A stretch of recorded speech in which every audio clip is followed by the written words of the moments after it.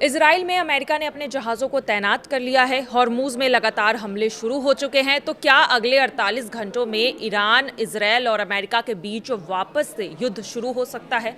चलिए इस वीडियो में हम आपको यही बताएंगे। नमस्कार, मैं मेघा सिंह स्वागत करती हूँ आपका न्यूज़ 18 के डिजिटल प्लेटफॉर्म पर। पश्चिम एशिया में जारी युद्ध थमता हुआ अब दिखाई नहीं दे रहा है। अमेरिका और ईरान के बीच अब तक कोई भी औपचारिक युद्ध विराम समझौता नहीं हो पाया है और हालात फिर से बिगड़ते हुए नजर आ रहे हैं। पिछले 48 घंटों में तनाव और भी बढ़ गया है और ईरान ने अमेरिका पर युद्ध विराम तोड़ने का आरोप भी लगाया है।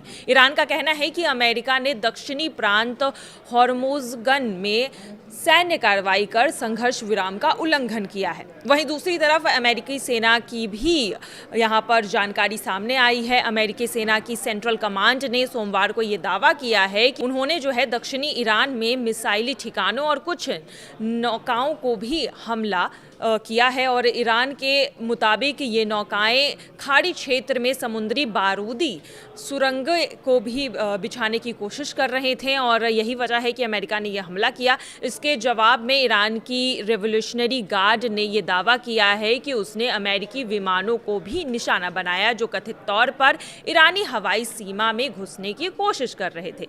ईरान के विदेश मंत्रालय ने बयान जारी कर कहा कि अमेरिकी सेना लगातार गैर कानूनी और उकसावे वाली कार्रवाई कर रही है और पिछले 48 घंटों में उन्होंने सीज फायर का उल्लंघन भी किया है। ईरान युद्ध में अब तक क्या क्या हुआ है, चलिए ये भी हम आपको बता देते हैं। उधर लेबनान में भी हालात बेहद तनावपूर्ण बनते हुए नजर आ रहे हैं। मंगलवार को दक्षिणी लेबनान में इजरायली हमले में 31 लोगों की मौत हो गई जबकि 40 लोग घायल बताए जा रहे हैं। इजरायली सेना ने दक्षिण और पूर्व लेबनान में कई हमले किए हैं और हमले तेज कर दिए हैं और लोगों को गांव खाली करने का भी आदेश अब जारी हो गया है।